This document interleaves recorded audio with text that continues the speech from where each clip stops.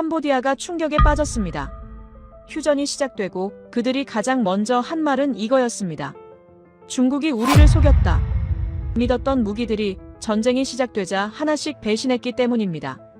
보이지 않는 곳에서 날아온 폭탄이 사령부 한가운데를 정확히 꿰뚫었고 훈련기라고 무시하던 비행기는 단 7분 만에 전세를 뒤집었습니다. 도대체 전쟁터에서 무슨 일이 벌어졌기에 패전국 입에서 이런 말이 나왔을까요? 지금부터 캄보디아가 왜 중국을 믿은 선택을 인생 최악의 판단이라고 부르게 됐는지 하나씩 보여드리겠습니다.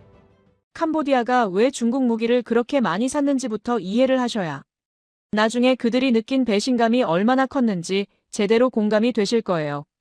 제가 만난 캄보디아 전직 장교가 당시 상황을 아주 자세하게 설명해 줬는데요. 솔직히 듣고 보니까 캄보디아 입장도 충분히 이해가 가더라고요. 캄보디아가 무기를 사려고 이리저리 알아볼 때 선택지가 생각보다 많지 않았습니다. 일단 미국 무기는 너무 비쌌어요. F-16 전투기 한 대 가격이 얼마인지 아세요? 최신형 블록 70 기준으로 대략 6천만 달러에서 8천만 달러 정도 합니다. 우리 돈으로 환산하면 거의 1,000억 원이에요. 전투기 딱 한 대 사는데 1,000억이 드는데 캄보디아 같은 가난한 나라가 그걸 어떻게 감당하겠어요? 국가 전체 국방 예산이 1년에 8억 달러 정도밖에 안 되는 나라거든요. 전투기 한 대 값이 연간 국방 예산의 10%에 육박하는 거예요. 말이 안 되잖아요. 그리고 미국 무기를 사려면 온갖 까다로운 조건이 붙습니다. 국무부 승인을 받아야 하는데 이 과정에서 인권 상황이 어떻고 민주주의 수준이 어떻고 이런 걸 다 따지거든요. 캄보디아가 솔직히 그런 면에서 점수가 좋은 나라는 아니잖아요. 승인 신청해봤자 거부당할 확률이 높고 설령 통과되더라도 몇 년씩 걸리는 경우가 허다해요. 급하게 전력을 증강해야 하는데 미국 무기는 현실적인 선택지가 아니었던 거죠. 유럽 무기도 상황이 비슷했어요. 독일 레오파드 전차나 프랑스 라팔 전투기 같은 것들이 성능은 좋은데 가격이 미국 것 못지않게 비싸요. 게다가 유럽연합도 무기 수출할 때 인권 조항을 따지거든요. 캄보디아 입장에서는 문턱이 너무 높았습니다. 러시아 무기는 어땠냐면요. 예전에는 그나마 합리적인 선택지였어요. 가격이 서방 무기보다 훨씬 싸고 정치적 조건도 안 따지니까요. 소련 시절부터 개발도상국들한테 많이 팔았던 노하우가 있어서 가난한 나라들 사정을 잘 이해했거든요. 근데 문제가 생겼어요. 2022년에 러시아가 우크라이나를 침공하면서 서방한테 엄청난 경제 제재를 당했잖아요. 그 바람에 러시아 방산업체들이 휘청거리기 시작했어요. 수출용 무기 만들 여력이 없어진 거예요. 자기네 군대 쓸 것도 부족해서 북한한테 포탄 사오는 판국에 캄보디아한테 무기를 팔 수 있겠어요? 납기는 계속 밀리고 부품 수급은 불안정해지고 러시아 무기를 사려던 나라들이 다들 발을 빼기 시작했습니다. 그러던 차에 중국이 발 빠르게 움직인 거예요. 중국 무기상들이 캄보디아에 대표단을 보내서 대대적인 프레젠테이션을 했다고 합니다. 고급 호텔 연회장을 통째로 빌려서 캄보디아군 수뇌부를 초청했대요. 화려한 영상 자료를 보여주면서 우리 무기가 얼마나 대단한지 1시간 넘게 설명했다고 해요. 제가 인터뷰한 장교가 그때 기억을 떠올리면서 이렇게 말하더라고요. 중국 측 발표가 정말 인상적이었습니다. 첨단 그래픽으로 만든 시뮬레이션 영상을 보여줬는데 중국 미사일이 적기를 격추하고 중국 전차가 적 진지를 돌파하는 장면들이 나왔어요. 할리우드 영화처럼 만들어놔서 진짜 대단해 보였습니다. 중국 영업사원들이 핵심 세일즈 포인트로 내세운 게 두 가지였대요. 첫 번째는 가격이었습니다. 우리 무기가 성능은 미국 것과 거의 동급인데 가격은 절반도 안 됩니다. 같은 예산으로 2배 이상의 전력을 구축할 수 있어요. 두 번째는 정치적 편의성이었어요. 우리는 내정 간섭 안 합니다. 인권이니 민주주의니 그런 거 따지지 않아요. 돈만 주시면 바로 계약하고 바로 납품해드립니다. 복잡한 승인 절차 같은 거 없습니다. 캄보디아 입장에서는 귀가 솔깃할 수밖에 없었죠. 실제로 중국 무기 가격이 얼마나 싼지 구체적으로 비교를 해드릴게요. 미국이 만드는 에이브람스 전차가 한 대에 대략 1천만 달러 이상 합니다. 최신형 M1A2 섭버전은 더 비싸요. 우리 돈으로 환산하면 대략 150억 원 이상 되는 거죠. 근데 중국이 만드는 VT4 전차는 한 대에 100만 달러밖에 안 해요. 우리 돈으로 15억 원이에요. 10배 가까이 차이가 나잖아요. 에이브람스 한 대 살 돈이면 VT사를 10대나 살 수 있다는 계산이 나오는 거예요. 방공 미사일 시스템은 가격 차이가 더 극심합니다. 미국 패트리엇 시스템 한 세트 도입하려면 수십억 달러가 들어요. 시스템 본체 가격의 미사일값, 유지보수 비용, 운용 인력 훈련 비용, 이런 거 다 합치면 천문학적인 금액이 되거든요. 웬만한 중소국가는 엄두도 못 내는 가격이에요. 근데 중국 HQ 시리즈는 그거에 비하면 정말 껌값이에요. 정확한 가격은 공개가 안 되어 있는데 업계 추정으로는 패트리엇의 10분의 1 수준이라고 합니다. 중국 영업사원들이 이런 숫자를 프레젠테이션 자료에 딱 띄워놓고 캄보디아군 수뇌부를 설득했대요. 장군님들, 냉정하게 계산해 보십시오. 미국 무기 사시면 전투기 10대 사는 게 고작입니다. 근데 우리 무기 사시면 같은 돈으로 전투기 20대에 전차 100대에 방공 시스템까지 갖출 수 있어요. 어느 쪽이 더 현명한 선택입니까? 이 논리가 제대로 먹혔던 거죠. 그래서 캄보디아가 지난 몇 년에 걸쳐서 중국한테서 정말 엄청난 양의 무기를 들여왔습니다. 제가 여러 경로를 통해서 파악한 바로는요. 먼저 주력 전차로 VT사를 최소 60대 이상 도입하기로 계약했어요. VT사가 중국 노린코라는 대형 방산업체에서 만든 수출용 최신형 전차인데요. 125mm 활강포에 자동장전 장치, 최신 사격 통제 시스템까지 장착한 꽤 그럴듯해 보이는 물건이에요. 중국 측에서는 이 전차가 러시아 T-90이나 미국 에이브람스 구형하고 맞먹는 성능이라고 대대적으로 홍보했습니다. 방공 시스템도 여러 종류를 도입했어요. 중거리 방공용으로 HQ-17을 들여왔는데 이게 러시아 토르 시스템을 참고해서 만든 거예요. 사거리가 15km 정도 되고 저고도로 날아오는 비행기나 헬기를 요격하는 용도입니다. 단거리 방공용으로는 KS-1C라는 걸 갖췄는데 이건 사거리가 무려 40km나 된다고 중국 측에서 큰소리쳤어요. 40km면 적 전투기가 폭탄 투하 거리에 들어오기도 전에 격추시킬 수 있다는 뜻이거든요. 다연장 로켓 시스템은 PH-13이라는 최신형을 6문 도입했는데요. 이게 한 번에 로켓 12발을 동시에 발사할 수 있고 사거리가 무려 150km나 된다고 했어요. 여기에 더해서 구소련 시절에 개발된 BM-21이라는 구형 다연장 로켓도 48문 정도 운용하고 있었습니다. 다 합치면 다연장 로켓 시스템만 76대에서 80대 정도를 보유한 셈이에요. 중국에서 기술자들이 직접 캄보디아로 건너와서 이 무기들을 설치해주고 운용 교육도 시켜줬는데요. 이때 정말 자신감 넘치는 말들을 쏟아냈다고 해요. 제가 인터뷰한 캄보디아 장교가 중국 기술자한테 직접 들은 말들을 전해줬는데 이랬대요. 방공 시스템에 대해서는 이렇게 말했대요. 장군님, 이 방공망이면 태국 전투기가 감히 캄보디아 영공 근처에 얼씬도 못합니다. KS-1C가 40km 밖에서 적기를 포착하는 순간 미사일이 자동으로 발사돼서 격추시킵니다. 태국 조종사들이 무서워서 고도를 높이 올리면 그건 HQ-17이 잡고요. 어떻게 해도 뚫을 수가 없는 철벽 방공망입니다. VT사 전차에 대해서는 이렇게 말했다고 해요. 이 전차는 중국 최신 기술의 결정체입니다. 125mm 활강포는 세계 어떤 전차 장갑도 관통할 수 있어요. 사격 통제 장치가 최신형이라서 야간에도 주간처럼 정밀 사격이 가능하고요. 특히 포신 내구성이 뛰어나서 수명이 500발이나 됩니다. 500발이면 장기전에서도 전혀 걱정 없이 쏠 수 있는 양이에요. PH-13 다연장 로켓에 대해서는 더 자신만만하게 말했대요. 이건 우리 중국의 자랑입니다. 사거리 150km예요. 한국이 만든 천무 다연장 로켓이 80km밖에 안 되거든요. 우리게 거의 2배 가까이 멀리 나갑니다. 이걸로 태국 국경 후방 깊숙한 곳까지 타격할 수 있어요. 태국 놈들이 숨을 곳이 없을 겁니다. 캄보디아 군부가 이 말들을 철석같이 믿었습니다. 솔직히 안 믿을 이유가 별로 없었어요. 중국이 세계 2위 경제대국이고 군사력 순위도 미국 다음으로 2위나 3위 한다고 하잖아요. 국방비 지출도 세계에서 2번째로 많고요. 그런 나라가 만든 무기가 설마 엉터리일 거라고 누가 상상이나 하겠어요. 게다가 가격도 싸니까 대량으로 구입할 수 있으니 물량으로 밀어붙이면 충분히 태국 정도는 상대할 수 있다고 계산한 거죠. 제가 인터뷰한 캄보디아 장교가 그때 군부 분위기가 어땠는지 설명해줬어요. 우리는 완벽하게 준비됐다고 생각했습니다. 중국 최신 무기로 완전 무장했고 로켓 숫자는 우리가 더 많았고 국경지역 지형도 우리한테 유리했거든요. 카지노 건물들을 요새로 개조해놨으니까 방어도 튼튼했고요. 태국을 한 번 세게 때려서 협상 테이블로 끌어내자 이게 우리 전략이었어요. 그 장교가 잠시 말을 멈추더니 한숨을 쉬면서 덧붙였습니다. 근데 전쟁이 시작되고 몇 시간 만에 모든 게 무너졌습니다. 완벽하다고 믿었던 게 전부 허상이었어요.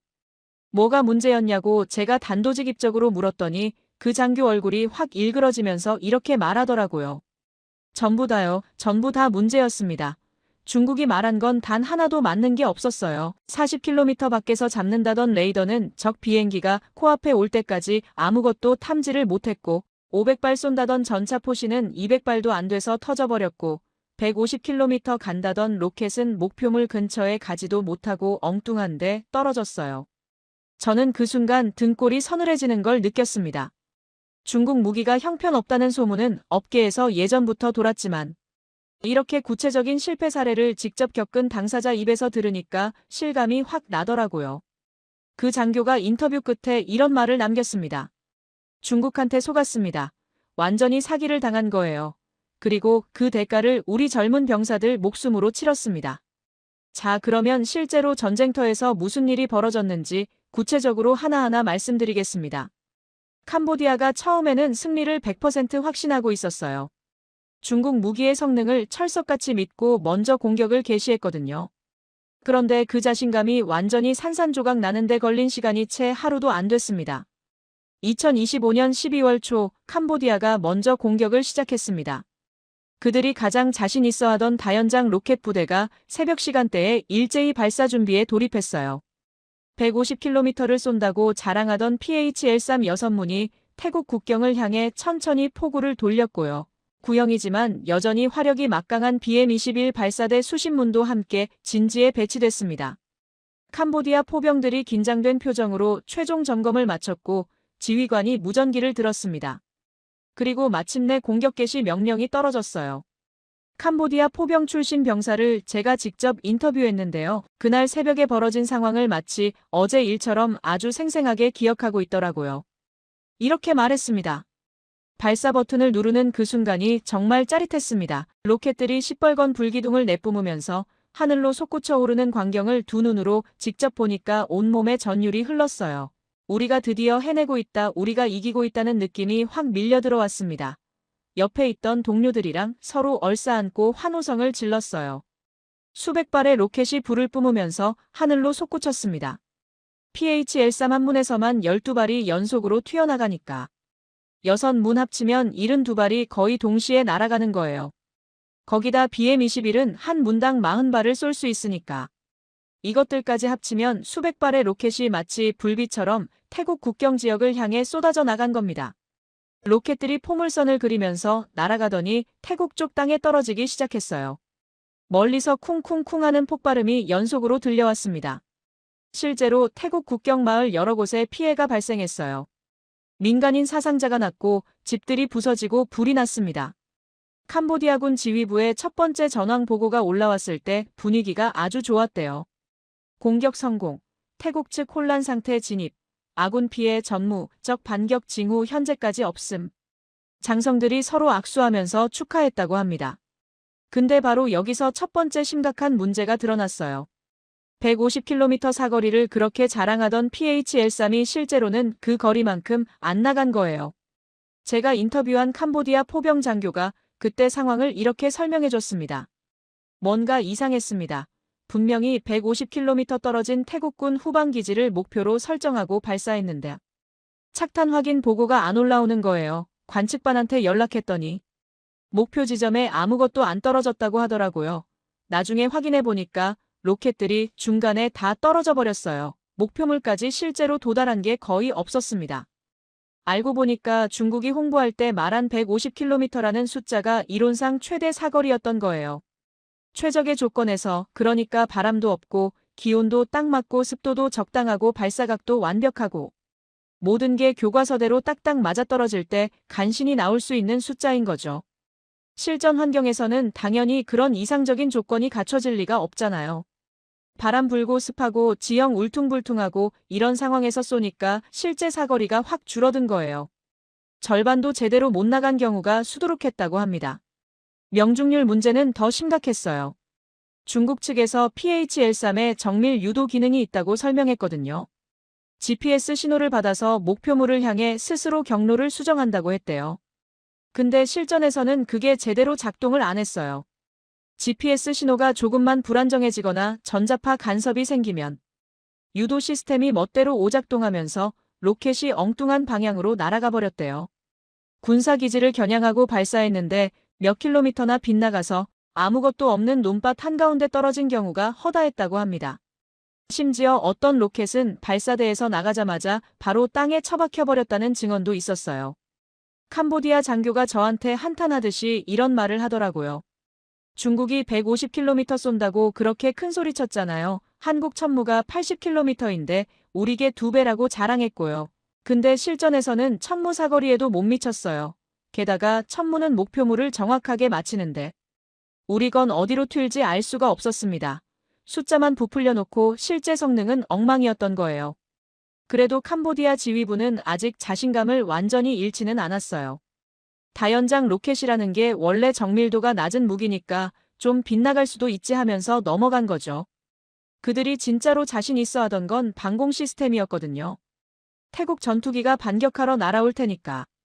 그때 HQ-17이랑 KS-1C로 줄줄이 격추시키면 된다고 생각했어요. 40km 밖에서 적기를 잡을 수 있다고 중국이 그렇게 장담했잖아요. 예상대로 태국 공군이 출격했다는 정보가 들어왔습니다. 캄보디아 방공부대가 긴장하면서 레이더 화면을 뚫어지게 주시했어요. 곧 적기가 나타날 거다. 화면에 점이 뜨는 순간 미사일 발사 버튼을 누른다. 병사들이 손에 땀을 쥐고 그 순간을 기다렸대요. 그런데 이상한 일이 벌어졌습니다. 레이더 화면에 아무것도 안 뜨는 거예요. 제가 인터뷰한 방공부대 출신 병사가 그때 상황을 아주 자세하게 설명해줬어요. 레이더 앞에 앉아서 화면을 뚫어지게 쳐다봤습니다. 태국 전투기가 출격했다는 정보는 이미 상부에서 내려왔거든요. 곧 나타날 거라고 생각하면서 화면을 보고 있었는데 아무것도 안 잡히는 거예요.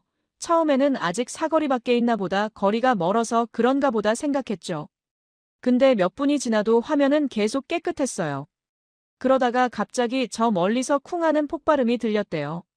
무슨 소리지 하고 고개를 돌렸는데 카지노 건물 방향에서 시뻘건 불기둥이 하늘 높이 솟아오르고 있었다고 합니다. 캄보디아군이 임시 사령부로 쓰고 있던 톰마다 카지노가 폭격당한 거였어요. 8층짜리 거대한 콘크리트 건물 한가운데가 뻥 뚫리면서 안에서부터 와르르 무너져 내렸습니다. 병사가 저한테 그때 느낌을 이렇게 말하더라고요. 그 순간 진짜 공포스러웠습니다. 적 비행기가 온다는 건 알고 있었는데 엔진 소리를 전혀 못 들었거든요. 레이더 화면에도 아무것도 안 잡혔고요. 근데 갑자기 건물이 터진 거예요. 마치 유령한테 맞은 것 같은 기분이었습니다. 보이지 않는 적한테 공격당한 느낌이요. 방공부대에서 완전히 난리가 났어요. 레이더가 왜 적기를 못 잡은 거냐고 지휘관이 소리를 버럭 지르고 기술병들이 허둥지둥 장비를 점검하고 난장판이 됐대요. 근데 장비를 아무리 뜯어봐도 고장난 데가 없었어요. 전원도 정상적으로 들어오고 화면도 멀쩡하게 켜지고 시스템 자체는 작동하는 것처럼 보이는데 그냥 적기가 안 잡히는 거예요. 나중에 알고 보니까 태국군이 전자전을 펼친 거였습니다. 전자전이라는 게 뭐냐면 적의 레이더나 통신 장비를 전파 방해로 무력화시키는 거예요. 쉽게 비유하자면 적의 눈을 멀게 하고 귀를 막아버리는 거죠. 태국군 전자전 장비가 강력한 방해 전파를 쏴서 캄보디아 방공 레이더를 완전히 먹통으로 만들어버린 거예요. 여기서 정말 충격적인 사실이 드러났는데요. 중국이 그토록 자랑하던 HQ-17이랑 KS-1C가 이런 전자전 공격에 전혀 대응을 못했다는 거예요. 현대전에서 전자전은 정말 기본 중에 기본이거든요. 적이 전파 방해를 해올 거라는 건 당연히 예상해야 하고 그에 대한 대비책을 미리 마련해둬야 해요. 주파수를 바꿔가면서 잡는 기능이라든지 방해 전파를 걸러내는 필터라든지 이런 게 현대방공 시스템에는 기본으로 들어가 있어야 합니다.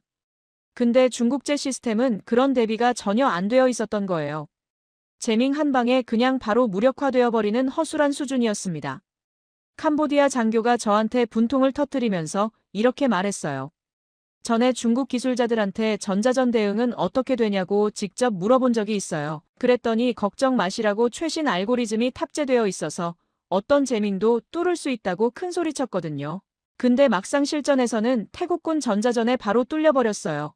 최신 알고리즘이 뭔지는 모르겠는데 아무짝에도 쓸모가 없었습니다. 완전히 허풍이었던 거죠. 레이더가 먹통이 되니까 미사일을 쏘고 싶어도 쏠 수가 없었어요. 방공 미사일이라는 게 적기를 추적하려면 레이더가 목표물 위치 정보를 실시간으로 계속 보내줘야 하거든요. 미사일이 날아가는 동안 적기가 어디로 움직이는지 계속 업데이트해줘야 쫓아갈 수 있잖아요. 근데 레이더가 눈이 멀어버렸으니까 미사일한테 줄 정보 자체가 없는 거예요. 눈 감고 총 쏘는 거나 마찬가지인 상황이 된 거죠. 결국 사거리 40km를 그렇게 자랑하던 KS-1C. 미사일이 이 전쟁 내내 단 한 발도 발사되지 못했습니다. 중국 기술자들이 철벽 방공망이라고 큰소리치던 그 시스템이 실전에서는 완전히 종이처럼 뚫려버린 거예요. 그리고 바로 그날 밤 더 충격적인 사실이 밝혀졌습니다. 아까 톰마다 카지노 건물이 폭격당했다고 말씀드렸잖아요. 그게 어떻게 된 건지 나중에 조사해봤더니요. 태국 공군 F-16 전투기가 무려 100km 밖에서 폭탄을 투하한 거였어요. 100km면 서울에서 평택까지 거리거든요. 그 정도 떨어진 곳에서 폭탄을 던졌는데 8층짜리 거대한 건물 정중앙을 귀신같이 정확하게 맞힌 거예요. 캄보디아군 내부에서 이게 도대체 무슨 무기냐고 발칵 뒤집어졌습니다. 폭탄이 100km를 날아와서 건물 한가운데를 때린다고요?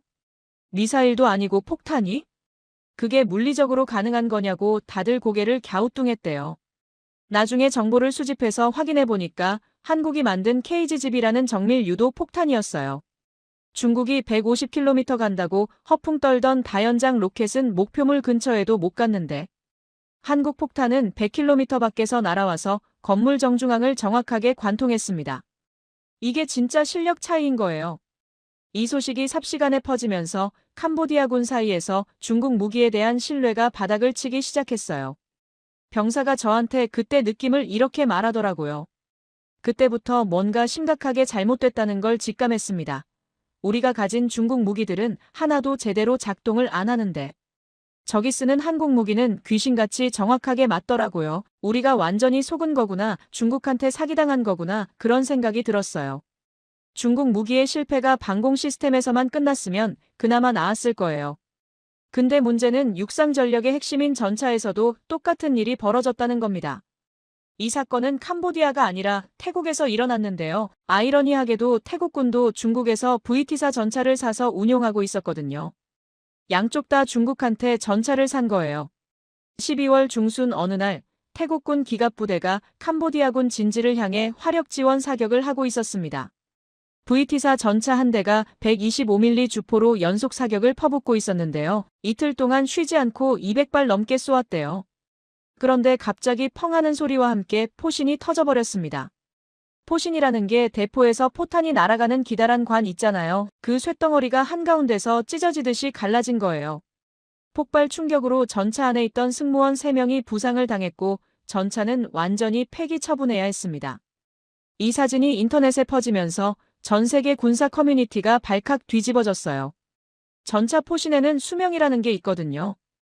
포탄을 발사할 때마다 포신 내부에 엄청난 압력과 열이 가해지잖아요. 그러다 보면 금속이 조금씩 닳고 피로가 쌓여서 결국 한계에 도달하게 됩니다. 그래서 모든 전차 포신에는 몇 발까지 쏠 수 있다는 수명이 정해져 있어요. 수명이 다 되면 새 포신으로 교체해야 하는 거죠. 중국이 VT사 전차를 팔 때 포신 수명을 500발이라고 공식적으로 명시했습니다. 500발 쏘면 교체 시기가 됐으니 새 포신으로 바꾸라는 뜻이었죠. 근데 이 태국군 전차는 겨우 200발밖에 안 쏘았어요. 수명의 절반도 채 못 채웠는데 터져버린 겁니다. 제가 군사장비 전문가들한테 자문을 구해봤는데요. 다들 경악하더라고요. 포신이 수명의 40% 지점에서 파열됐다는 건 품질 관리에 심각한 문제가 있다는 뜻이라고 했어요. 포신 제작 과정에서 금속 불순물이 섞였거나 열 처리가 제대로 안 됐거나 내부 코팅이 부실했거나 뭔가 근본적인 결함이 있었을 거라고요. 비교를 해드리면요. 한국군이 사용하는 K1A1 전차의 포신 수명이 1200발입니다. 중국제 VT사의 공식 수명 500발보다 2배가 넘어요. 그것도 공식 수명이 그렇다는 거고 실제로는 1200발 다 쏘고도 더 버티는 경우가 많대요. 한국 전차는 1200발 쏴도 끄떡없는데 중국 전차는 500발 수명이라면서 200발에 터졌어요. 이게 품질 차이입니다. 이 소식이 캄보디아군한테도 바로 퍼졌어요. 왜냐하면 자기들도 똑같은 VT4 전차를 60대나 갖고 있었으니까요. 태국군 전차가 터졌다는 건 내 전차도 언제든 터질 수 있다는 뜻이잖아요. 병사들 사이에서 공포가 번지기 시작했습니다. 제가 인터뷰한 캄보디아 기갑부대 출신 병사가 그때 분위기를 이렇게 말해줬어요. 그 사진 보는 순간 등골이 오싹해졌습니다. 우리 전차도 똑같은 중국제 VT4거든요. 태국 놈들 전차가 200발에 터졌으면 우리 것도 언제 터질지 모르잖아요. 그때부터 전차 타는 게 무서워졌어요. 포탄 장전할 때마다 이번에 터지는 거 아닌가 손이 떨렸습니다. 전차병들 사기가 바닥을 쳤대요. 원래 전차라는 게 보병 입장에서는 든든한 방패 같은 존재잖아요. 적총알 막아주고 강력한 화력으로 지원해주고. 근데 그 전차가 언제 폭발할지 모르는 시한폭탄 같은 존재가 되어버린 거예요. 전차 옆에 있으면 오히려 더 위험하다는 말이 돌기 시작했대요. 전차가 터지면 주변에 있는 보병들도 같이 죽으니까. 전차에서 최대한 멀리 떨어져 있으라고 서로 경고했다고 합니다. 캄보디아 장교가 저한테 분노를 터뜨리면서 이렇게 말했어요. 중국 놈들이 500발 쏠 수 있다고 그렇게 자신있게 말했어요. 장기전에서도 걱정 없다고요. 근데 200발에 터지면 그게 무슨 500발입니까? 완전히 뻥이었던 거잖아요. 그 전차 한 대에 100만 달러를 줬습니다. 15억 원이에요. 15억 주고 산 게 200발 쏘면 터지는 고철 덩어리였던 겁니다. 그런데 포신 폭발 사건은 빙산의 일각에 불과했어요. 중국제 무기들의 문제가 하나둘씩 더 드러나기 시작했거든요. 캄보디아군이 전쟁 중에 노획한 내부 문서들이 있는데요. 거기에 중국 무기에 대한 불만 보고서가 수두룩하게 들어있었대요. 예를 들면 이런 내용들이에요. 어떤 부대에서는 방공 레이더가 멀쩡히 켜져 있다가 갑자기 스스로 꺼져버리는 현상이 반복됐대요. 기술병이 점검해봐도 원인을 모르겠고 다시 켜면 또 작동하다가 또 꺼지고.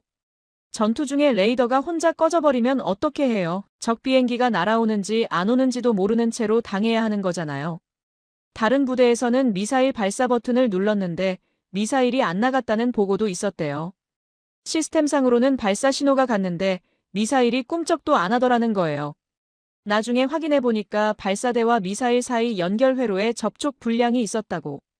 실전에서 적기가 날아오는데 미사일 발사 버튼 눌렀는데 안 나가면 그냥 죽는 거잖아요. 부품 교체 문제도 심각했대요. 중국 측에 고장난 부품 교체를 요청하면 답이 몇 달씩 안 온대요. 급하다고 재촉해도 지금 물량이 없다 기다려라 이러면서 질질 끌고.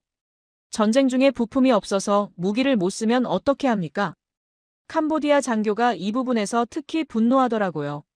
중국 놈들이 무기 팔 때는 얼마나 친절했는지 몰라요. 뭐든 해드리겠습니다. 걱정 마십시오 이러면서요. 근데 막상 돈 받고 나니까 태도가 180도 바뀌더라고요. 부품 달라고 하면 안 주고 AS 요청하면 무시하고 팔고 나면 나 몰라라 하는 거예요. 완전히 먹튀당한 기분이었습니다. 이게 중국 무기의 고질적인 문제예요. 팔 때는 엄청 싸게 팔아서 일단 계약을 따내는데 막상 운용 단계에 들어가면 부품 수급이나 기술 지원이 형편없거든요. 서방 무기들은 비싸긴 하지만 판매 후에도 꾸준히 관리를 해줘요. 기술자 파견해서 점검해주고 부품 신속하게 공급해주고 업그레이드도 해주고. 근데 중국은 팔고 나면 끝이에요. 문제 생기면 알아서 해결하라는 식이죠. 반면에 한국은 어떻게 하냐면요. 제가 태국군 관계자한테 들은 얘기인데 한국에서 푸미폰 아둔야대 토위함을 살 때 기술 이전까지 해줬대요. 그냥 완성품만 파는 게 아니라 태국 기술자들을 한국 조선소로 초청해서 함께 건조 과정에 참여하게 했다고요. 덕분에 태국이 나중에 자체적으로 군함 정비도 할 수 있고 간단한 개조도 할 수 있게 됐대요. 부품 공급도 신속하고요. 이게 진짜 파트너십 아니겠어요. 중국은 무기 팔아서 돈 버는 데만 관심 있고 한국은 고객 나라가 스스로 성장할 수 있게 도와주는 거예요. 장기적으로 어느 쪽이 더 신뢰를 얻겠어요. 캄보디아 장교가 저한테 쓴웃음을 지으면서 이런 말을 하더라고요. 우리가 왜 중국 무기를 샀는지 아세요? 싸니까요. 근데 지금 깨달은 게 있어요. 싼 게 비지떡이라는 말이 왜 있는지. 100만 달러짜리. 중국 전차가 200발에 터지면 그게 진짜 싼 겁니까? 결국 우리 병사들 목숨으로 그 값을 치른 거예요. 차라리 처음부터 비싸더라도 제대로 된 무기를 샀어야 했습니다. 이 전차 포신 폭발 사건이 중국 무기에 대한 마지막 신뢰마저 완전히 무너뜨렸어요. 캄보디아군 내부에서 대놓고 중국 욕하는 분위기가 형성됐다고 합니다. 근데 더 처참한 건 이런 상황에서 적군이 쓰는 한국 무기는 완벽하게 작동하고 있었다는 거예요. KGGB는 100km 밖에서 건물 한가운데를 마치고 TO0은 7분 만에 긴급 출격해서 전세를 뒤집고 한국산 군함은 바다를 완전히 장악하고 같은 전쟁터에서 중국 무기는 줄줄이 실패하는데 한국 무기는 귀신같이 성공하니까 그 대비가 너무 극명했던 거죠. 병사가 저한테 이렇게 말하더라고요. 중국 무기 쓰는 우리는 바보가 된 기분이었어요. 우리가 가진 건 터지고 안 맞고 안 나가고 난리인데 적들이 쓰는 한국 무기는 마법처럼 다 맞더라고요. 그때 확실히 깨달았습니다. 우리가 잘못된 선택을 했구나. 중국한테 속았구나. 중국 무기가 줄줄이 실패하는 동안 태국군이 쓰는 한국 무기는 캄보디아군에게 그야말로 악몽이 됐습니다. 특히 KGGB라는 정밀 유도 폭탄이 캄보디아 병사들 사이에서 유령 폭탄이라는 별명을 얻었는데요. 왜 그런 별명이 붙었는지 설명드릴게요. 아까 톰마다 카지노 사령부가 폭격당했다고 말씀드렸잖아요. 그 현장에 있었던 생존자 증언을 직접 들어봤는데요. 정말 소름 끼치더라고요. 병사가 이렇게 말했어요. 저는 그때 카지노 건물 바깥쪽 초소에서 보초를 서고 있었습니다. 새벽 5시쯤이었는데 사방이 조용했어요. 그런데 갑자기 하늘에서 쉬익하는 소리가 들리더니 건물이 펑 하고 터졌습니다. 아니, 터졌다기보다 무너졌다고 해야 하나? 8층짜리 건물 한가운데가 뻥 뚫리면서 안에서부터 와르르 내려앉았어요. 제가 물었어요. 비행기 소리는 못 들으셨어요? 병사가 고개를 저으면서 대답했어요. 그게 이상한 거예요. 비행기 소리가 전혀 안 났습니다. 제트 엔진 소리가 얼마나 큰지 아시잖아요. 전투기가 근처에 오면 귀가 찢어질 것 같은 굉음이 들려야 정상인데. 아무 소리도 없었어요. 그냥 조용하다가 갑자기 건물이 터진 겁니다.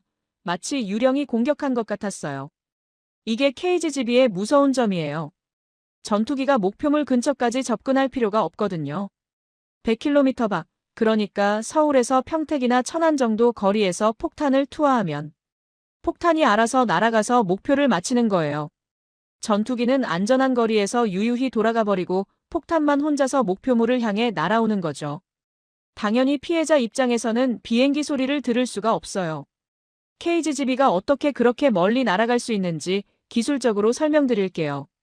비결은 접이식 활공 날개에 있습니다. 일반 폭탄은 전투기에서 떨어지면 그냥 중력에 의해 밑으로 곤두박질 치잖아요. 포물선 그리면서 아래로 떨어지는 거죠. 사거리가 길어봐야 10km에서 20km 정도밖에 안 돼요. 그래서 전투기가 목표물 바로 위까지 날아가야 하고 그 과정에서 적 방공망한테 격추당할 위험이 높은 거예요. 근데 KGGB는 달라요. 폭탄 옆에 접힌 날개가 달려있는데 전투기에서 분리되는 순간 이 날개가 쫙 펼쳐져요. 그러면 폭탄이 떨어지는 게 아니라 글라이더처럼 앞으로 활공하면서 날아갑니다. 높은 고도에서 투하하면 이 날개를 타고 100km도 넘게 멀리까지 미끄러져 갈 수 있는 거예요. 거기다가 GPS 유도 장치랑 관성 항법 장치가 같이 탑재되어 있어서 목표물 좌표만 입력해주면 폭탄이 스스로 경로를 계산하고 방향을 조정하면서 찾아갑니다. 조종사가 신경 쓸 것도 없어요. 안전한 거리에서 폭탄 투하 버튼만 누르고 기지로 돌아가면 됩니다. 캄보디아 병사들이 KGGB를 유령 폭탄이라고 부른 이유가 바로 이거예요. 소리도 없고 기척도 없이 갑자기 나타나서 목표물만 정확하게 때리고 사라지니까요. 마치 유령이 습격하는 것 같다고 느낀 거죠. 더 무서운 건 KGGB가 선회 비행이 가능하다는 거예요. 일반 유도 폭탄은 대부분 직선으로만 날아가거든요. 목표물을 향해 일직선으로 떨어지는 거죠.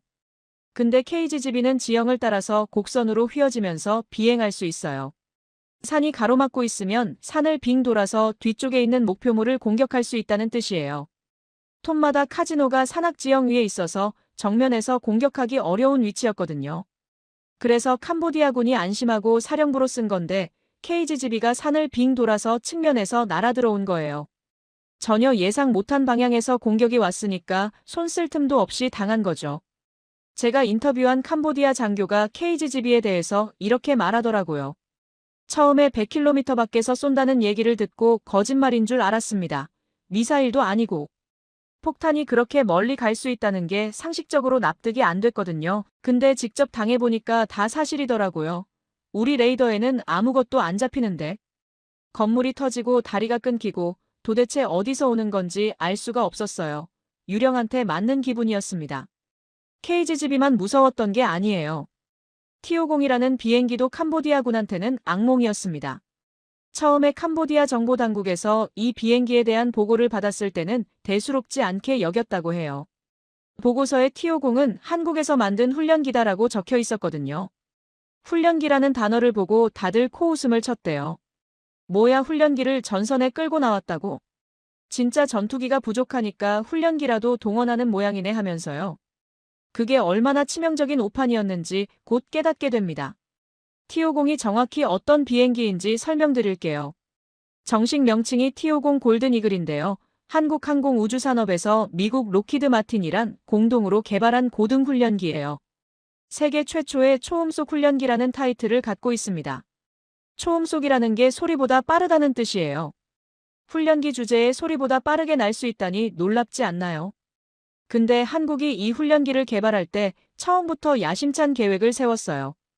그냥 조종사 훈련만 시키는 비행기로 끝내지 말고 여기다 무장을 달아서 실제 전투에도 투입할 수 있게 만들자는 거였죠. 그래서 T-50을 기반으로 여러 파생형을 만들었는데 TA-50은 폭탄 투하 능력을 추가한 경공격기이고 FA-50은 공대공 미사일까지 장착할 수 있는 경전투기예요. 태국이 도입한 건 T-50TH라는 태국 맞춤형 버전이에요. TH가 타이랜드 약자입니다.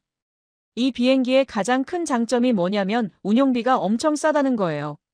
F-16 같은 고성능 전투기는 1시간 비행하는데 우리 돈으로 거의 1,000만 원 가까이 들어요.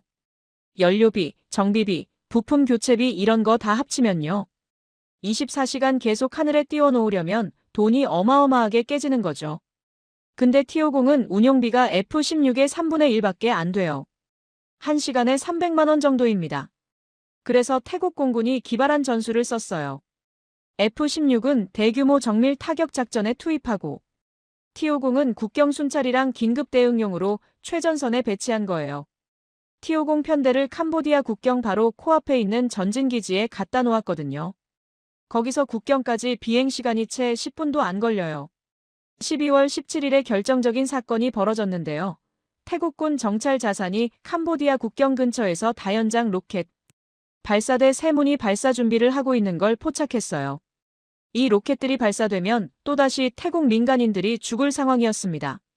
F-16을 출격시키려면 후방 기지에서 날아오는데 최소 20분은 걸리는데 로켓 발사는 5분이면 끝나거든요. 기다리다가는 이미 늦어요. 그때 전진기지에 대기하고 있던 T-50 2대가 긴급 출격 명령을 받았습니다. 조종사들이 비행기에 뛰어올라 엔진 걸고 활주로 달려서 이륙하고 목표 지점까지 도달하는 데 걸린 시간이 총 7분이었어요. 캄보디아군이 로켓 발사 버튼을 막 누르려던 바로 그 찰나였습니다. T-50이 굉음을 내면서 정글 위를 저공으로 휩쓸고 지나갔어요. 캄보디아 병사들이 하늘에서 갑자기 나타난 전투기를 보고 혼비백산해서 도망쳤고 로켓 발사대는 그 자리에 버려졌습니다. 나중에 확인해보니까 그 로켓에 이미 발사 좌표가 입력되어 있었대요. 태국 국경 마을 주거 지역을 겨냥하고 있었고요. 하마터면 또 수십 명의 민간인이 목숨을 잃을 뻔했던 걸 훈련기라고 무시당하던 T-50이 막아낸 거예요. 제가 인터뷰한 캄보디아 병사가 T-50에 대해서 이렇게 말하더라고요. F-16은 무섭긴 한데 그래도 예측이 가능합니다. 큰 비행기니까 출격 준비하는데 시간이 걸리고 어느 방향에서 오는지 대충 감이 오거든요. 근데 T-50은 달라요. 작고 빠르고 갑자기 어디서 튀어나올지 몰라요. 우리가 로켓 발사 준비하고 있으면 언제 날아올지 몰라서 신경이 곤두섰습니다. 예전에는 느긋하게 쏘고 도망갈 시간이 있었는데 T-50이 전진 배치된 다음부터는 발사 준비하다가 비행기 소리만 들려도 허겁지겁 도망쳐야 했어요. KGGB는 보이지 않는 공포였고 T-50은 언제 나타날지 모르는 공포였어요. 이 두 가지 한국 무기가 캄보디아군을 심리적으로 완전히 무너뜨렸습니다. 병사가 저한테 마지막으로 이런 말을 했어요. 우리가 가진 중국 무기는 하나도 제대로 안 되는데 적들이 쓰는 한국 무기는 마법 같았어요. 보이지도 않는 데서 폭탄이 날아와서 건물 한가운데를 마치고 훈련기가 7분 만에 달려와서 우리 작전을 망쳐놓고 이건 전쟁이 아니라 일방적인 학살이었습니다. 우리는 중국한테 속아서 이 지경이 된 거예요. 하늘에서 KGB랑 T-50한테 얻어맞고 있는 동안 캄보디아군한테 또 다른 재앙이 닥쳤습니다. 바다가 막힌 거예요. 아까 KGB가 짜이 줄리 교량을 끊어버렸다고 말씀드렸잖아요. 그게 캄보디아군 육상 보급로의 핵심이었거든요. 다리가 끊기니까 트럭으로 무기랑 탄약이랑 식량을 전선으로 보내는 게 불가능해졌어요. 그러면 이제 남은 보급 통로가 어디겠어요? 바다밖에 없는 거예요.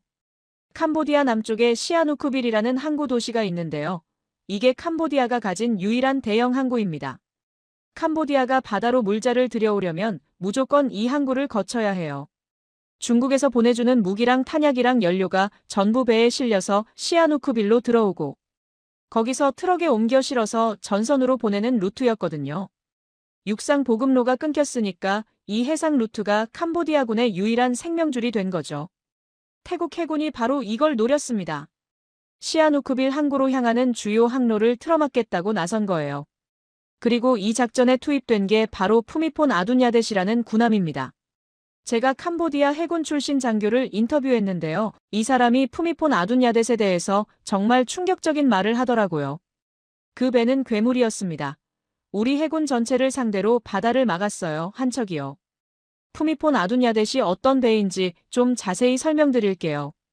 이 배가 어디서 만들어졌냐면 바로 한국입니다.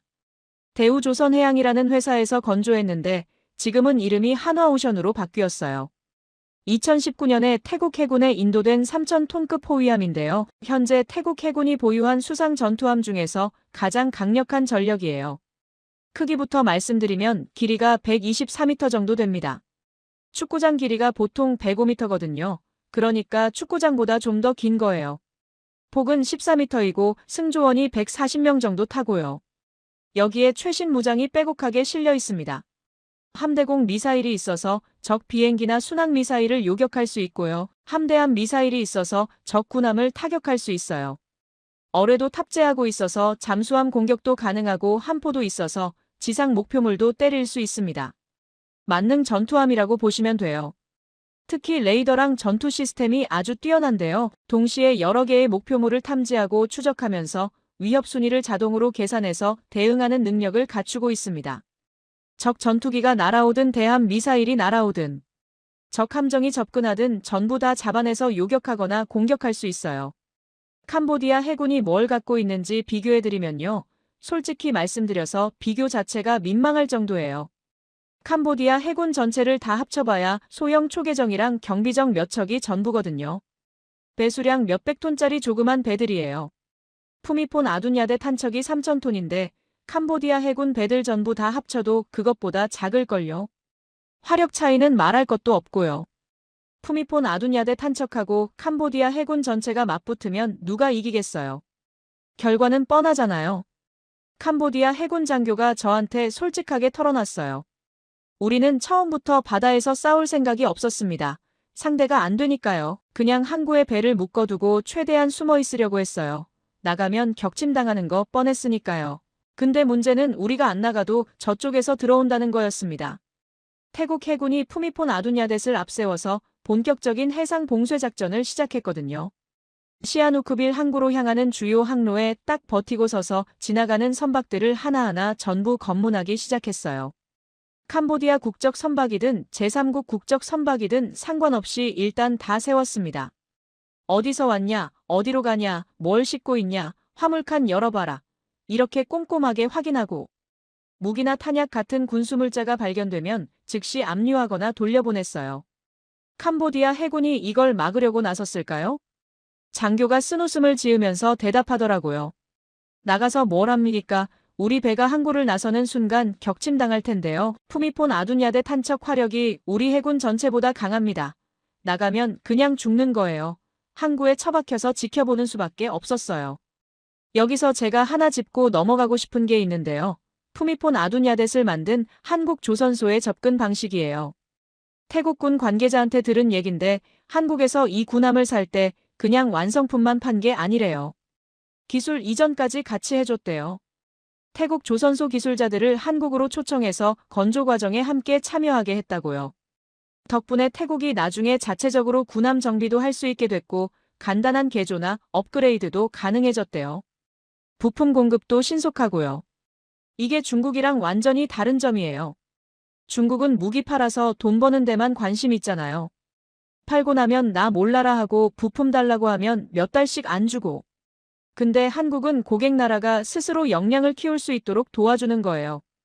장기적으로 보면 어느 쪽이 더 신뢰를 얻겠어요. 당연히 한국 방식이죠. 이게 한국 방위 산업이 전 세계에서 인기 있는 이유 중 하나예요. 다시 전쟁 상황으로 돌아가면요. 해상 봉쇄가 본격적으로 시작되고 며칠이 지나자 효과가 바로 나타났습니다. 캄보디아 전선에서 물자 부족 현상이 심각해지기 시작한 거예요. 원래 중국에서 배로 보내주는 탄약이랑 연료로 버티고 있었는데 그게 바다에서 막히니까 보급이 뚝 끊긴 거죠.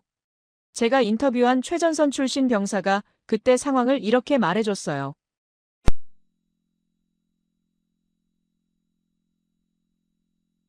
근데 보급 트럭이 안 오기 시작하면서 상황이 급격히 나빠졌어요. 3일째부터 식사가 줄었습니다. 하루 3끼에서 2끼로, 2끼에서 1끼로. 나중에는 라면 한 봉지를 동료 3명이 나눠 먹어야 했어요. 탄약 부족은 더 심각했습니다. 다연장 로켓을 쏘고 싶어도 쏠 로켓탄이 없는 상황이 된 거예요.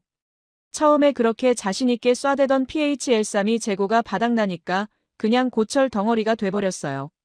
소총탄도 부족해지기 시작했대요. 병사가 이렇게 말하더라고요. 소총탄이 1인당 30발밖에 안 남았습니다. 보통 전투 한 번 하면 수백 발은 쓰거든요. 30발이면 제대로 된 교전 한 번 하면 끝이에요. 장교가 아끼라고 신신당부했는데. 적이 쳐들어오면 어떻게 아낍니까? 다들 불안해서 잠을 못 잤어요. 연료 상황은 더 절망적이었어요. 전차든 트럭이든 장갑차든 연료가 있어야 움직이잖아요. 캄보디아는 산유국이 아니라서 연료를 전부 수입에 의존하거든요.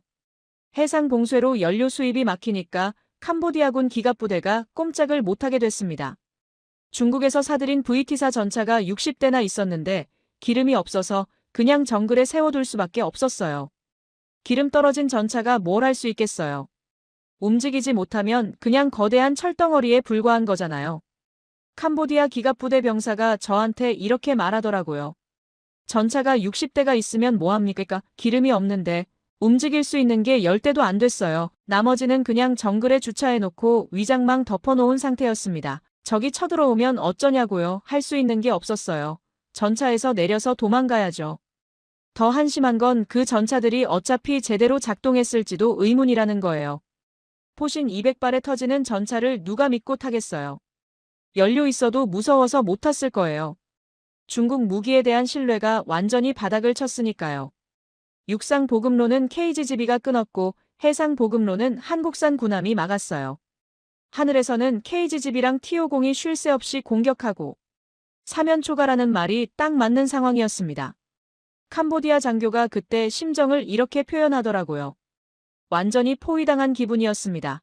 땅으로도 못 받고 바다로도 못 받고 하늘에서는 계속 맞고 우리가 가진 중국 무기는 하나도 제대로 안 되는데 적들은 한국 무기로 우리를 조이고 있었어요.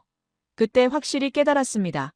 우리가 처음부터 잘못된 선택을 한 거구나. 중국을 믿은 게 실수였구나. 이런 상황에서 캄보디아군 내부에 어떤 일이 벌어졌는지 말씀드리겠습니다. 굶주림과 공포가 겹치니까 병사들이 무너지기 시작했어요. 탈영이 속출하고 일부 부대는 통째로 항복하고 전쟁이 시작된 지 불과 며칠 만에 캄보디아군은 완전히 와해되고 있었습니다. 보급이 끊기면서 캄보디아 최전선 부대에 끔찍한 일들이 벌어지기 시작했습니다. 제가 인터뷰한 병사들 중에 그때 상황을 직접 겪은 사람들이 여럿 있었는데요. 들으면서 진짜 마음이 안 좋더라고요. 전쟁의 참혹함이 느껴졌어요. 한 병사가 이렇게 말했습니다. 배고픔이 제일 힘들었어요. 이틀째 라면 국물만 마시고 버텼는데 그것도 떨어지니까 진짜 미칠 것 같았습니다. 풀을 뜯어먹을까 진지하게 고민했어요. 군인이 풀을 먹는다니까 웃기죠. 근데 그때는 웃을 수 있는 상황이 아니었어요. 또 다른 병사는 물 문제를 얘기하더라고요. 정글에서 물 구하는 게 얼마나 힘든지 아세요? 계곡물을 떠다 마셨는데 설사병이 돌았어요. 동료 절반이 배탈 났습니다. 약도 없고 의무병도 없고 그냥 누워서 끙끙 앓는 거예요. 그러다 체력 떨어지면 움직이지도 못하고 탄약 부족으로 전투력 자체가 무력화된 부대도 많았대요. 소총탄 30발로 뭘 어떻게 해요? 적이 100명 몰려오면 30발 쏘고 나면 끝이잖아요. 장교가 진지사수하라고 명령하는데 뭘로 사수합니까? 돌이라도 던지라는 건가? 이런 상황에서 탈영병이 속출하기 시작했습니다. 밤에 몰래 부대를 빠져나가서 고향으로 도망치는 병사들이 하루에도 몇 명씩 생겼대요. 처음에는 헌병대가 잡아다가 처벌했는데 나중에는 너무 많아져서 손을 쓸 수가 없었다고 합니다. 잡아도 계속 도망가니까요. 한 병사가 저한테 솔직하게 말하더라고요. 저도 도망칠까 수백 번은 생각했어요. 이렇게 굶어 죽느니 차라리 도망가다 잡혀서 총살당하는 게 나을 것 같았거든요. 근데 고향까지 거리가 너무 멀었어요. 정글을 며칠을 걸어야 하는데 밥도 못 먹은 상태로 그걸 버틸 자신이 없었습니다. 그래서 그냥 여기서 적한테 항복하는 게 더 나을 것 같았어요. 장교들도 마찬가지였대요. 지휘관이 먼저 도망쳐버린 부대도 있었다고 합니다. 부하들 버리고 혼자 튀어버린 거예요. 아침에 일어나 보니까 소대장이 없더라는 거예요. 밤새 짐 싸서 도망간 거죠. 그러면 남은 병사들은 어떻게 해요? 지휘관 없이 뭘 어떻게 해야 할지 모르는 상태로 방치되는 거잖아요. 어떤 부대는 아예 통째로 항복했다고 합니다.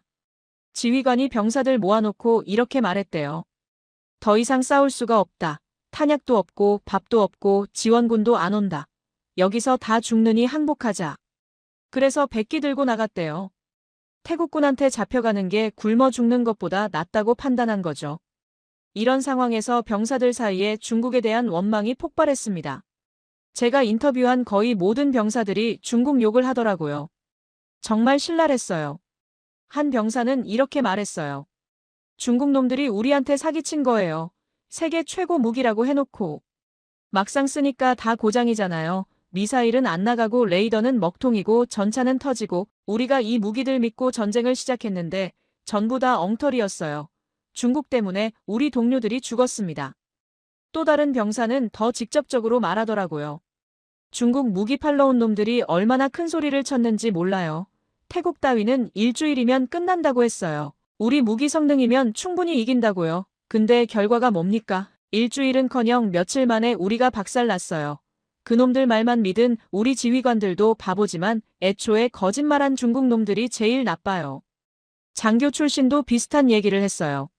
중국한테 완전히 속았습니다. 무기 살 때 그렇게 좋은 말만 해놓고 막상 전쟁 터지니까 지원도 안 해주더라고요. 부품 달라고 연락했는데 답도 없어요. 팔 때는 언제든 도와주겠다더니 정작 필요할 때는 나 몰라라예요.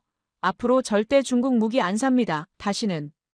이런 분위기가 퍼지면서 병사들 사이에 한국 무기에 대한 이야기도 많이 돌았대요. 적군이 쓰는 무기인데도 병사들이 감탄을 하더라는 거예요. 한 병사가 이렇게 말하더라고요. 우리가 쓰는 중국 무기는 하나도 안 되는데 적들이 쓰는 한국 무기는 귀신같이 맞더라고요. 100km 밖에서 건물 한가운데를 때리고 훈련기가 7분 만에 날아와서 우리 작전을 망치고 한국 군함 한 척이 바다를 막아서 우리 보급을 끊고 왜 한국 무기는 저렇게 잘 되고 중국 무기는 저 모양인지 원망스럽더라고요. 또 다른 병사는 이런 말을 했어요. 적이지만 인정할 수밖에 없었어요. 한국 무기 진짜 대단하더라고요. 우리가 어디 숨어도 찾아내서 때리고 우리가 뭘 해도 막히고 전쟁이 아니라 일방적으로 두들겨 맞는 느낌이었어요. 나중에 알고 보니까 태국이 쓴 핵심 무기들이 전부 한국에서 만든 거더라고요. 한국이 이렇게 무기를 잘 만드는 나라인지 그때 처음 알았어요. 이 병사가 저한테 마지막으로 한 말이 정말 인상적이었어요.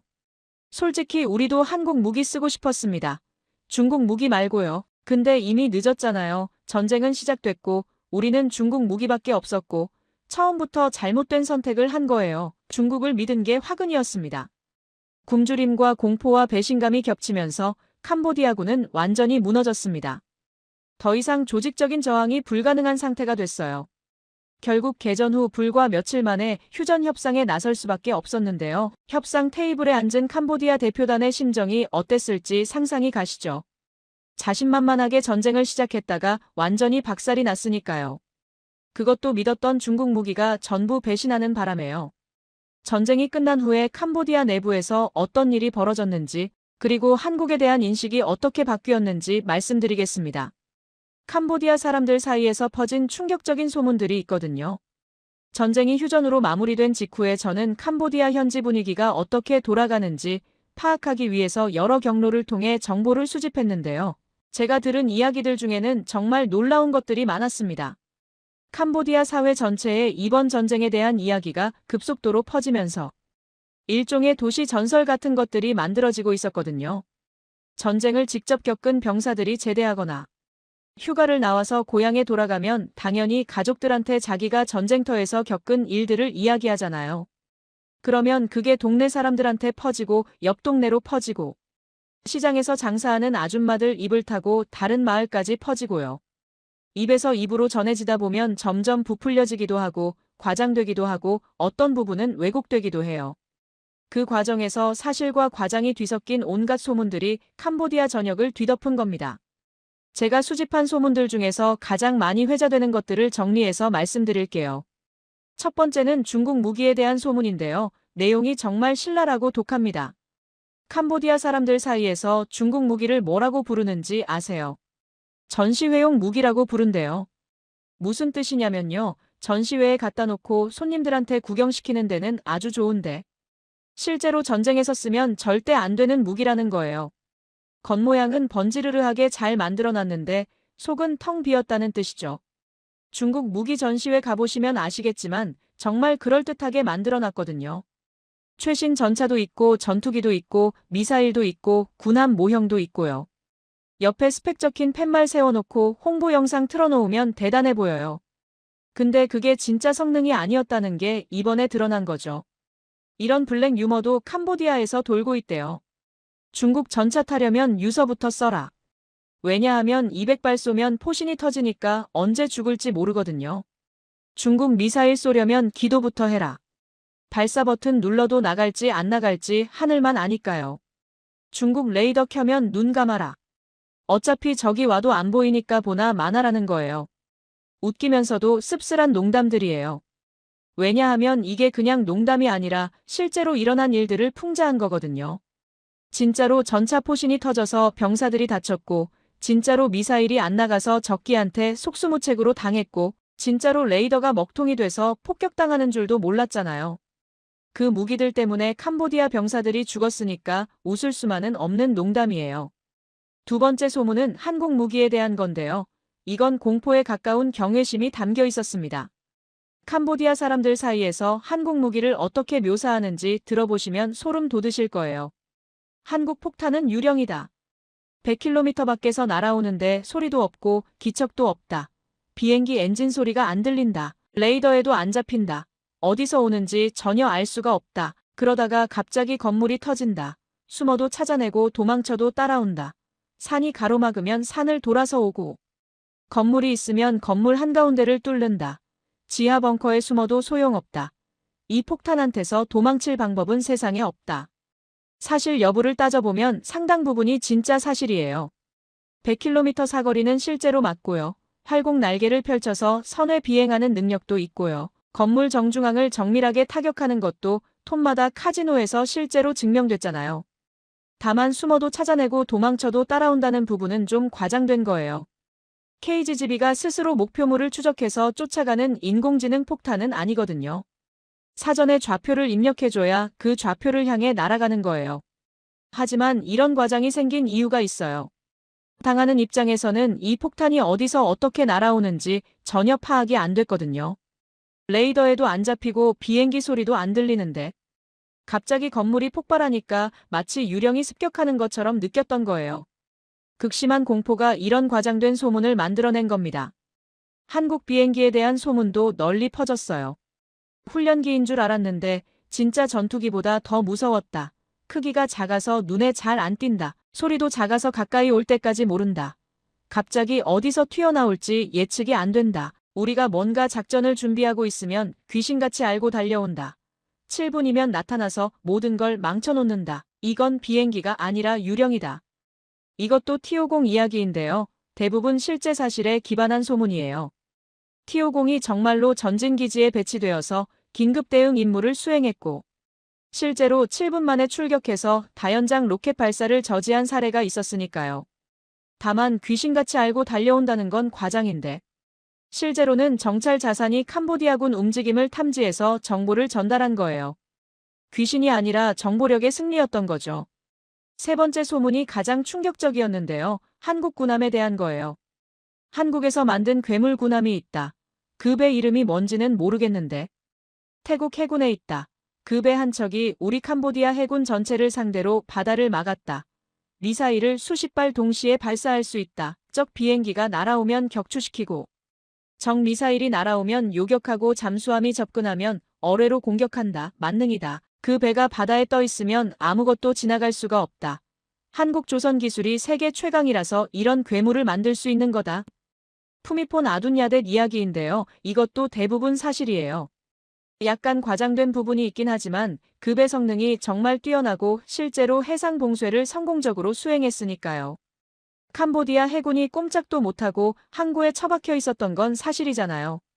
네 번째는 중국과 한국을 직접 비교하는 소문이에요. 이게 캄보디아 사람들 사이에서 정설처럼 굳어졌더라고요. 중국 무기는 싸긴 싼데 실전에서 못 쓴다. 전시회에서 보여주는 스펙은 다 뻥이다. 한국 무기는 중국보다 비싸긴 한데 진짜로 된다. 카탈로그에 적힌 대로 실제로 작동한다. 중국은 무기 팔고 나면 나 몰라라 한다. 부품 달라고 해도 안 주고 고장 나도 안 고쳐준다. 한국은 다르다. 기술 이전도 해주고 부품도 제때 보내주고 AS도 잘해준다. 앞으로 무기 사려면 절대 중국한테 사면 안 된다. 한국이나 다른 나라한테 사야 한다. 이건 상당히 정확한 평가예요. 실제로 한국 무기가 가성비 면에서 세계 최고 수준이라는 건 방위산업 전문가들 사이에서 이미 정설이거든요. 그리고 중국 무기의 AS 문제도 실제로 여러 나라에서 지적되는 고질적인 문제이고요. 캄보디아 사람들이 직접 경험해보니까 그 차이를 뼈저리게 느낀 거죠. 이런 소문들이 캄보디아 전역에 퍼지면서 두 나라에 대한 인식이 완전히 뒤바뀌었습니다. 중국에 대해서는 사기꾼, 거짓말쟁이, 먹튀라는 부정적인 인식이 단단하게 박혀버렸고요. 한국에 대해서는 무섭지만 대단한 나라, 진짜 실력 있는 나라라는 인식이 새롭게 생긴 거예요. 제가 만난 캄보디아 사람들 중에 이런 말을 하는 경우가 정말 많았어요. 전쟁 전에는 한국 하면 K-팝이랑 드라마 생각했는데 지금은 무기 생각이 먼저 난다고요. 방탄소년단 나라가 아니라 KGB 나라가 됐다고요. 김치 나라가 아니라 유령 폭탄 나라가 됐다고요. 특히 군 관계자들 사이에서 한국에 대한 평가가 180도 달라졌어요. 제가 인터뷰한 캄보디아 전직 장교가 이렇게 말하더라고요. 솔직히 인정합니다. 한국이 진짜 대단한 나라예요. 우리가 한국을 너무 얕봤습니다. 훈련기나 만드는 나라 조립이나 하는 나라라고 무시했는데 그게 얼마나 어리석고 오만한 생각이었는지 이번에 뼈저리게 깨달았어요. 한국은 하늘도 장악하고 바다도 장악하고 땅도 장악할 수 있는 첨단 무기를 전부 다 자체 개발해서 만들 수 있는 나라입니다. 그리고 그 무기들이 진짜 실전에서 제대로 먹힌다는 게 이번 전쟁에서 확실하게 증명됐잖아요. 더 놀라운 건 우리적이었던 캄보디아 사람들 중에서도 한국 무기를 사고 싶다는 의견이 나온다는 거예요. 제가 들은 바로는 캄보디아 군부 일각에서 전쟁이 끝난 후에 이런 논의가 있었대요. 우리도 한국 무기를 도입해야 하는 거 아니냐. 이번에 확실히 봤잖아. 중국 무기로는 한국 무기를 절대로 이길 수가 없다. 차라리 우리도 한국에서 무기를 들여오면 국방력이 훨씬 올라갈 거다. 물론 현실적으로 당장 실현되기는 어려워요. 캄보디아랑 한국 사이에 군사 협력 관계가 딱히 있는 것도 아니고 정치적으로 복잡한 문제가 많으니까요. 하지만 적국 군부에서조차 한국 무기를 인정하고 도입을 진지하게 검토한다는 것 자체가 엄청난 일이잖아요. 그만큼 이번 전쟁에서 한국 무기가 보여준 성능이 충격적이었다는 뜻이에요. 반대로 중국에 대한 신뢰는 완전히 땅바닥으로 떨어졌습니다. 캄보디아 군부 내에서 중국 무기 추가 도입에 강력하게 반대하는 목소리가 높아졌대요. 이번에 호되게 당했으니까 당연하겠죠. 장교가 저한테 이렇게 말하더라고요. 중국 무기는 다시는 안 삽니다. 한 번 속으면 그 사람 탓이지만 두 번 속으면 내 탓이에요. 우리가 이번에 병사들 목숨으로 그 교훈을 비싸게 치르고 배웠습니다. 앞으로는 비싸더라도 제대로 검증된 무기를 사야 해요. 싼 게 비지떡이라는 말이 왜 있는지 이번에 뼈에 사무치게 깨달았습니다. 이번 전쟁의 여파는 캄보디아에만 국한되지 않았어요. 동남아시아 전체에 파장이 퍼졌습니다. 주변 나라들이 이 전쟁을 아주 관심 있게 지켜봤거든요. 필리핀, 말레이시아, 인도네시아, 베트남, 미얀마 같은 나라들이요. 왜냐하면 이 나라들도 비슷한 고민을 갖고 있거든요. 미국 무기는 너무 비싸서 예산이 안 되고, 중국 무기는 싸긴 한데 성능이 의심스럽고, 러시아 무기는 우크라이나 전쟁 때문에 공급이 불안정하고, 이런 상황에서 한국 무기가 가성비 최고라는 게 실전으로 확실하게 증명됐으니까 당연히 관심이 쏠릴 수밖에 없죠. 실제로 전쟁 이후에 한국 무기 도입 문의가 급증했다고 합니다. 필리핀은 FA-50을 추가로 더 사기로 했고, 차세대 전투기인 KF-21에도 관심을 보이고 있어요. 말레이시아도 FA-50 18대를 주문했고요. 베트남은 K9 자주포를 계약했어요. 인도네시아는 잠수함을 한국에서 사기로 했고요. 동남아시아 무기 시장에서 한국의 존재감이 급격하게 커지고 있는 겁니다. 반면에 중국은 이번 전쟁으로 엄청난 타격을 입었어요. 중국 무기가 실전에서 이렇게 처참하게 실패하는 모습이 전 세계에 생중계된 셈이니까요. 방공망은 종이처럼 뚫렸고, 전차 포신은 터졌고, 로켓은 맞지도 않았고, 홍콩 언론인 사우스차이나 모닝포스트에서 이번 전쟁을 분석하는 기사를 냈는데요. 동남아시아 무기 시장에서 중국 점유율이 2015년에는 40% 가까이 됐는데 지금은 29%로 떨어졌고, 이번 전쟁 이후에는 20% 밑으로 내려갈 거라는 전망을 내놨어요. 그 빈자리를 한국이 채우고 있다고요. 중국 방위산업의 황금기가 저물고 있고 한국 방위산업의 전성기가 열리고 있다는 분석이었습니다. 이번 태국 캄보디아 전쟁을 취재하고 분석하면서 저는 정말 많은 생각을 하게 됐습니다. 35년 동안 미국 국방부에서 전 세계 군사 정세를 분석해왔는데요. 이번처럼 한나라 무기의 민낯이 이렇게 적나라하게 드러난 경우는 정말 드물었어요. 전쟁이라는 게 결국 무기의 진짜 성능을 검증하는 가장 확실한 시험대거든요. 아무리 전시회에서 멋지게 보여줘도, 아무리 카탈로그에 좋은 숫자를 적어놔도 실전에서 안 되면 아무 소용이 없어요. 이번 전쟁이 바로 그걸 증명해버렸습니다. 중국 입장에서는 악몽 같은 전쟁이었을 거예요. 수십 년 동안 공들여 쌓아온 방위산업 이미지가 단 며칠 만에 와르르 무너져 내렸으니까요. 중국이 그동안 무기를 팔 때 어떤 논리를 썼냐면요. 우리 무기가 성능은 미국 것과 거의 비슷한데 가격은 절반밖에 안 된다. 가성비 최고다. 똑같은 돈으로 2배 더 많이 무장할 수 있다. 이렇게 홍보했거든요. 개발도상국들 입장에서는 솔깃할 수밖에 없는 제안이었죠. 미국이나 유럽 무기는 너무 비싸서 엄두가 안 나는데 중국 무기는 그럭저럭 예산 범위 안에서 살만한 가격이니까요. 그래서 아프리카, 중동, 동남아시아, 남미 등 전 세계 많은 개발도상국들이 중국 무기를 대량으로 사들였어요. 중국이 세계 5위 무기 수출국으로 올라선 것도 이런 전략 덕분이었죠. 근데 문제는 이 무기들이 실전에서 제대로 검증된 적이 거의 없었다는 거예요. 중국이 직접 참전한 대규모 전쟁이 1979년 중월전쟁 이후로 없었잖아요. 그러니까 중국 무기 성능이 진짜로 어느 정도인지 객관적으로 아는 사람이 아무도 없었던 거예요. 전시회에서 보여주는 번지르르한 스펙이랑 화려한 홍보 영상만 믿고 산 거죠. 이번 전쟁에서 그 실체가 온 세상에 만천하에 드러났습니다. 40km 밖에서 적기를 잡는다던 방공 레이더가 전자전 한 방에 허무하게 먹통이 되고 500발 쏠 수 있다던 전차 포신이 겨우 200발에 찢어지듯이 터져버리고 150km 날아간다던 로켓이 목표물 근처에도 못 가고 엉뚱한데 떨어지고 카탈로그에 인쇄된 숫자랑 실제 성능이 완전히 딴판이라는 게 증명된 거예요. 이건 단순히 캄보디아 한 나라의 문제가 아니에요. 중국 방위산업 전체에 대한 신뢰를 뿌리째 흔드는 대사건이에요. 앞으로 중국 무기를 사려던 나라들이 이번 사례를 보고 다시 한번 심각하게 재고하게 될 거예요. 아무리 싸도 실전에서 이 모양이면 무슨 소용이 있냐고요.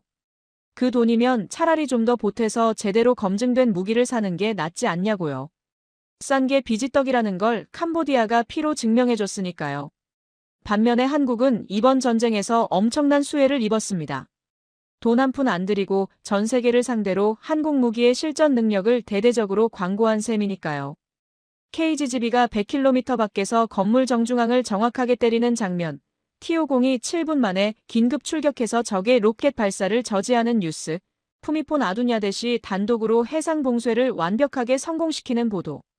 이런 것들이 전 세계 언론과 군사 전문 매체와 인터넷을 통해서 순식간에 퍼져나갔거든요. 어떤 광고보다 효과적인 홍보였어요. 왜냐하면 이건 실전 기록이니까요. 전시회에서 틀어주는 컴퓨터 그래픽 시뮬레이션 영상이 아니라 진짜 전쟁터에서 피 흘리며 검증된 결과잖아요. 이보다 더 확실하고 신뢰할 수 있는 증거가 세상에 어디 있겠어요. 제가 개인적으로 주목하는 건 한국 방위산업의 시장 포지셔닝이에요. 한국 무기가 정말 좋은 자리를 딱 잡았거든요. 미국이나 유럽 무기처럼 세계 최첨단은 아니에요. F-35 스텔스 전투기나 에이브람스 최신형 전차 같은 건 한국이 아직 못 만들어요. 하지만 그런 최첨단 무기들보다 가격이 훨씬 싸요. 절반에서 3분의 1 수준이에요. 중국 무기처럼 바닥을 기는 저가는 아니에요. 중국 것보다는 확실히 비싸요. 하지만 성능이 실전에서 확실하게 검증됐어요. 카탈로그에 적힌 대로 진짜 작동한다는 게 증명됐어요. 가격과 성능 사이에서 가장 좋은 균형점, 가장 매력적인 스위트 스팟을 정확하게 찾은 거예요. 중진국들 입장에서는 이게 가장 현실적이고 합리적인 선택지예요. 미국 무기는 너무 비싸서 예산이 안 되고 중국 무기는 싸긴 싼데 이번에 보니까 성능이 불안하고 그 사이에서 한국 무기가 딱 좋은 대안으로 떠오른 거죠. 그리고 한국의 또 다른 결정적인 강점이 뭐냐면요. 미국 무기 체계랑 호환이 잘 된다는 거예요. KGB가 미국제 F-16에 바로 장착되잖아요. 별도의 개조 없이 그냥 달면 되는 거예요. T-50도 미국 로키드 마틴이랑 공동 개발했기 때문에 나토 표준 체계랑 완벽하게 호환되고요. K9 자주포도 나토 표준 탄약을 사용해요. 미국 동맹국들 입장에서는 이게 엄청난 장점이에요. 기존에 갖고 있는 미국 무기랑 섞어서 같이 운용할 수 있으니까요. 중국이나 러시아 무기를 사면 체계가 안 맞아서 완전히 별도로 운용해야 하는데 한국 무기는 그런 골치 아픈 문제가 없어요. 저는 앞으로 미국이 한국 방위 산업을 더 적극적으로 지원하고 밀어줄 거라고 봅니다. 미국 입장에서도 동맹국들이 중국이나 러시아 무기 사는 것보다는 한국 무기 사는 게 훨씬 낫거든요. 어차피 미국 것 살 예산이 안 되는 나라들이면 차선책으로 한국 것이라도 사서 서방 진영, 미국 편에 붙어 있는 게 전략적으로 이익이잖아요. 미국이 필리핀이나 태국 같은 동맹국들한테 한국 무기 도입을 은근히 권장하고 있다는 얘기도 들려요. 이번 전쟁을 통해서 제가 내린 결론은 명확합니다. 무기는 가격이 아니라 성능으로 평가해야 한다. 싼 게 비지떡이라는 옛말이 절대로 틀린 게 아니에요. 캄보디아가 중국 무기 사느라 투자한 돈이 수억 달러, 우리 돈으로 수천억 원은 됐을 텐데 정작 전쟁에서는 아무런 쓸모가 없었잖아요. 그 어마어마한 돈을 그냥 허공에 날린 거나 다름없어요. 아니, 돈만 날린 게 아니라 젊은 병사들 목숨까지 함께 잃었어요. 차라리 처음부터 좀 더 돈을 들여서 제대로 검증된 무기를 샀으면 이 지경까지는 안 됐을 거예요. 제가 인터뷰한 캄보디아 장교가 마지막에 저한테 이런 말을 남겼어요. 우리가 이번 전쟁에서 뼈아프게 배운 교훈이 두 가지 있습니다. 첫째, 중국을 믿지 마라. 둘째, 한국을 적으로 만들지 마라. 중국 무기는 완전한 사기였고 한국 무기는 진짜 중에 진짜였습니다. 우리가 처음부터 잘못된 선택을 했고 그 대가를 우리 젊은 병사들의 피와 목숨으로 치렀습니다. 그리고 마지막으로 이 말을 꼭 덧붙여달라고 하더라고요. 한국 사람들한테 전해주세요. 당신들 나라가 만든 무기는 정말 대단합니다. 솔직히 말해서 무서웠어요. 100km 밖에서 소리도 없이 날아오는 폭탄, 7분 만에 어디서든 나타나는 전투기, 바다 전체를 혼자서 막아버리는 군함, 이런 것들을 상대해야 했던 우리 입장에서는 정말 악몽이었습니다. 근데 그 무서움 뒤에는 존경심이 있어요. 한국은 진짜 대단한 나라입니다. 우리가 얕봐서 미안합니다. 패배자의 입에서 나온 이 말이 어떤 승자의 자랑보다 더 강력하게 가슴에 와닿았습니다. 적이 인정하는 실력이야말로 진짜 실력이니까요. 이번 전쟁은 두 가지를 전 세계에 확실하게 증명했습니다.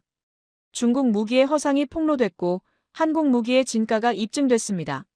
속은 자는 캄보디아였고 속인 자는 중국이었어요. 그리고 그 사이에서 한국이 가장 큰 수혜자가 됐습니다. 앞으로 세계 무기 시장의 판도가 바뀔 겁니다. 중국의 시대는 저물고 있고 한국의 시대가 활짝 열리고 있어요. 이번 태국 캄보디아 전쟁이 바로 그 역사적인 전환점이 될 겁니다. 오늘 이야기 보시고 대한민국 기술력이 자랑스럽게 느껴지셨다면 대한민국 최강이라고 댓글 남겨주세요. 여러분의 이 한마디가 대한민국 기술자들에게 가장 큰 힘이 됩니다.